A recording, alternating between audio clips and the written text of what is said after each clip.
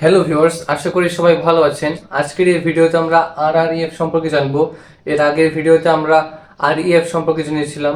ভিডিওটা না দেখে থাকলে ডিসক্রিপশন বক্স এবং কমেন্ট বক্সে চেক করলে ভিডিওটির লিংক পেয়ে যাবেন। তাহলে চলুন আজকে ভিডিও শুরু করি।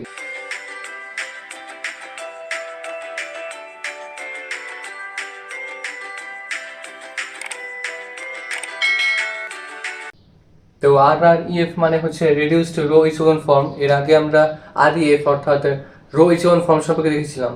আরইএফ এর নিয়মগুলো আরইএফ এর ভিডিওতে বর্ণনা করা আছে। ভিডিওটা না দেখে থাকলে সেখান থেকে দেখে নেবেন। আজকের আরইএফ নিয়ে তেমন আলোচনা করছি না। আজকে আমরা আরআরইএফ নিয়ে আলোচনা করব। আরআরইএফ করার জন্য আমাদের যেসব পদ্ধতিগুলো জানা প্রয়োজন বা যেসব নিয়ম জানা প্রয়োজন সেগুলো আগে দেখে নিই।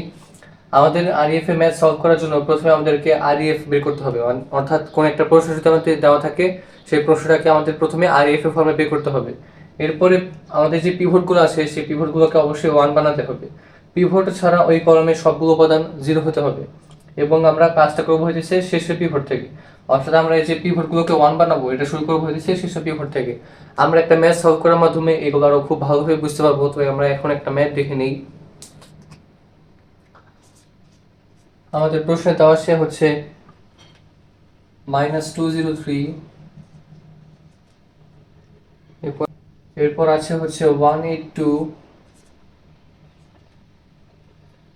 এরপরে 1 -4 -5। এটা আমাদের প্রশ্নে দেওয়া আছে। তো এখান থেকে আমরা প্রথমে পিভট বের করে নিব। আমাদের এখানে পিভট গুলো হচ্ছে -2, এরপর হচ্ছে 8 এবং 3। আর ইফ এর ক্ষেত্রে আমরা নিয়ম বলেছিলাম পিভট গুলো হচ্ছে পূর্বে পিভটের সবগুলো ডান দিকে থাকতে হবে। এই পিভটের পজিশনটা ঠিক আছে, কিন্তু এই পিভটের পজিশনটা ঠিক নেই, এটাকে আমাদের সরাতে হবে। তো সরানোর জন্য আমরা প্রথমে একটা ম্যাট্রিক্স যেটা দেওয়া আছে সেটাকে আমরা প্রথমে আরইএফ ফর্মে প্রকাশ করব। আরইএফ এর ফর্ম প্রকাশ করার জন্য আমাদের এখানে রো এলিমিনেশন ফর্ম ইউজ করতে হবে। আমরা যদি এখানে 3r1 প্লাস 2r3 করি তাহলে আমরা এখান থেকে 0 পাবো। তাহলে আমরা যদি এই অপারেশনটা এখন r3 নাম্বার অর্থাৎ 3 নাম্বার রোতে চালাই তাহলে আমরা পাবো হচ্ছে এখানে -1 1, এরপর হচ্ছে 0 8 -4, এটা যা ছিল তাই থাকবে। আমরা r3 নাম্বার ঘরে চেঞ্জ করছিলাম। তো আমরা r1 কে যদি 3 দ্বারা গুণ করি তাহলে এটা ওখানে পাচ্ছি হচ্ছে -6। এর সাথে আবার r3 তে যদি আমরা এখানে 2 দ্বারা গুণ করি তাহলে পাচ্ছি হচ্ছে +6। এরকম যদি যোগ করি তাহলে এখানে পাই হচ্ছে 0। এখন যদি আমরা এটাকে 3 দ্বারা গুণ করি তাহলে পাচ্ছি হচ্ছে 3, এবং এটাকে যদি আমরা 2 দ্বারা গুণ করি তাহলে পাচ্ছি হচ্ছে 4। এখন আমরা যদি যোগ করি তাহলে 3 আর 4 যোগ করলে আমরা পাচ্ছি হচ্ছে 7। এরপরটা যদি আমরা দেখি এখানে যদি আমরা 3 দ্বারা গুণ করি তাহলে পাচ্ছি হচ্ছে 3, এবং এটা যদি আমরা 2 দ্বারা গুণ করি তাহলে পাচ্ছি হচ্ছে -10। তাহলে এখান থেকে পাচ্ছি হচ্ছে আমরা -7। এই হচ্ছে আমাদের পিভটের অবস্থান। এখানে কিন্তু পিভটটা এখানে আছে, আমাদেরকে এটা সরিয়ে এখানে আনতে হবে। তো এটা এখানে আমরা করব। আমরা এখানে ব্যবহার করব হচ্ছে r3 নাম্বার কলমে আমরা আবার চেঞ্জ করব। এটাকে আমরা করব হচ্ছে 7r2 8r3। এটা যদি আমরা করি তাহলে এখান থেকে এই 7টা সরে যাবে, আমরা এবং এখানে পিভটটা পেয়ে যাব। তাহলে এটা যদি আমরা এখন করি তাহলে আমরা পাচ্ছি হচ্ছে -2 1 1, এটাও সেম থাকবে, এটা কোনো পরিবর্তন হয়নি।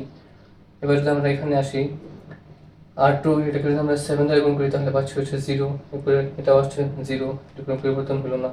এটা ক্ষেত্রে যদি আমরা এটাকে 7 দ্বারা গুণ করি তাহলে এটা হচ্ছে 7 8 56, এটা ক্ষেত্রে হচ্ছে 7 8 56, তাহলে এটা হচ্ছে 0।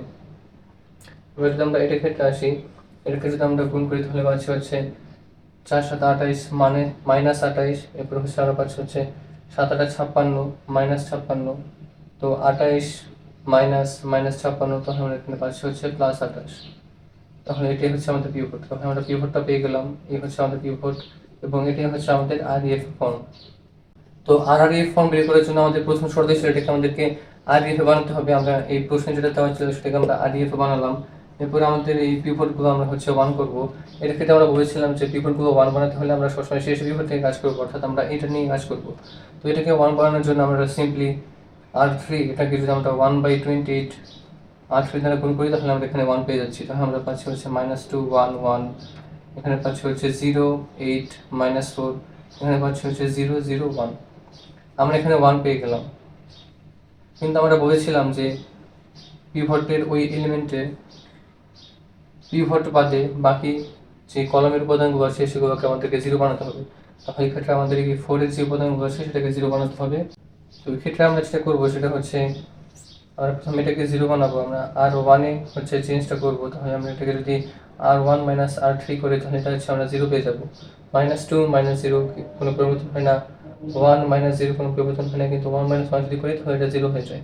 তাহলে আমরা পাচ্ছি হচ্ছে এখানে -2, এখানে 1, এটা হচ্ছে 0, এরপর হচ্ছে এটা 0 0, এরপর হচ্ছে এটা 8 0, এখানে পাচ্ছি হচ্ছে -4, এটা হচ্ছে 1। এর পরবর্তী স্টেপগুলো আমরা দেখি, এটা মুছে দিলাম। আমরা যদি এখন এখানে পাশেই করি, এখানে আমরা একটা উপাদান 0 পেয়েছি, আমাদেরকে এই আর একটা উপাদানকে 0 বানাতে হবে। তো এটার জন্য আমরা এখন R2 তে আরেকটা অপারেশন করব। আমরা এখন R2 তে যদি এটা করি, R2 প্লাস 4R3 যদি করি তাহলে এখান থেকে আমরা এটা 0 পেয়ে যাব।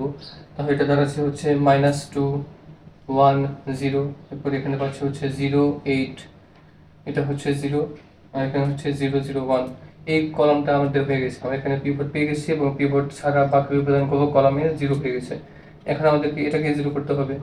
তো এটাকে 0 করতে আমরা সিম্পলি 1/8 দ্বারা গুণ করে দিব। তাহলে এটা হচ্ছে আমরা R2 তে চেঞ্জ করছি। R2 তে যদি আমরা 1/8 R2 দ্বারা গুণ করে দিই তাহলে আমরা এখানে 1 পেয়ে যাব। আমরা পেয়ে গেলাম এখানে হচ্ছে 1। এখন আমাদের এই 1টাকে 0 করতে হবে। আমরা আবার প্রথমে আমরা এখানে করব হচ্ছে R1 এ চেঞ্জ করব। R1 এর ক্ষেত্রে যদি আমরা R2 মাইনাস R1 করি তাহলে হচ্ছে আমরা এখানে 0 পেয়ে যাব।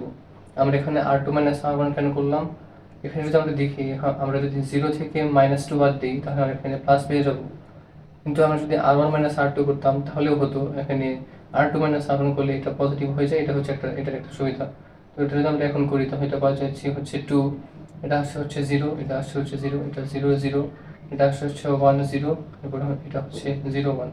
এটা ক্ষেত্রেও সেম, আমরা পিভট পেয়ে গেলাম এবং পিভট ছাড়া ওই কলমে বাকি উপাদানগুলো 0 পেয়ে গেছি।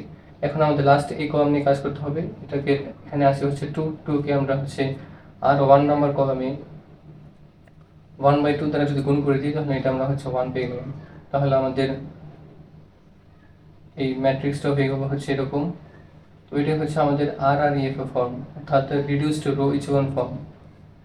এখানে আমাদের পিভটগুলো হচ্ছে 1 1 1। তো এই ছিল হচ্ছে RREF এর ম্যাথগুলো, অর্থাৎ রিডিউসড রো ইচেলন ফর্মের ম্যাথগুলো। এইসব ম্যাথের ক্ষেত্রে আমাদের প্রশ্নে যে ম্যাথ দেওয়া থাকবে সেটা থেকে প্রথমে REF বের করতে হবে। এরপরে REF থেকে আমাদের যে পিভটগুলো আছে সেই পিভটগুলোকে 1 করতে হবে। পিভটগুলো 1 করার পরে আমাদেরকে যে পিভটের যে কলামটা আছে কলামের পিভট বাদে বাকি উপাদানগুলোকে 0 করতে হবে এবং আমাদেরকে এই পিভটগুলো 1 পাওয়ানোর জন্য আমাদেরকে সবসময় শেষে পিভট থেকে কাজ শুরু করতে হয়। সেই জন্য আমরা এখানে শেষে পিভট অর্থাৎ 28 থেকে কাজ করেছি, আমরা এখানে 1/28 দ্বারা গুণ করে এখানে 1 পেয়ে গেছি এবং বাকি প্রসেসগুলো এখানে দেখানো আছে। আশা করি আপনারা RREF এর ম্যাথগুলো বুঝতে পেরেছেন। রোডিস রুশোয়েন ফর্মে ম্যাথগুলো এভাবে সলভ করা হয়ে থাকে। তাহলে আজকের ভিডিও এখানে শেষ করছি। এর পরবর্তী ভিডিওতে আমরা নর্মাল ফর্ম নিয়ে আলোচনা করবো, তাহলে র্যাঙ্ক অফ ম্যাট্রিক্স অধ্যায়টা শেষ হয়ে যাবে। ততদিন পর্যন্ত সবাই ভালো থাকবেন, সুস্থ থাকবেন। আসসালামু আলাইকুম।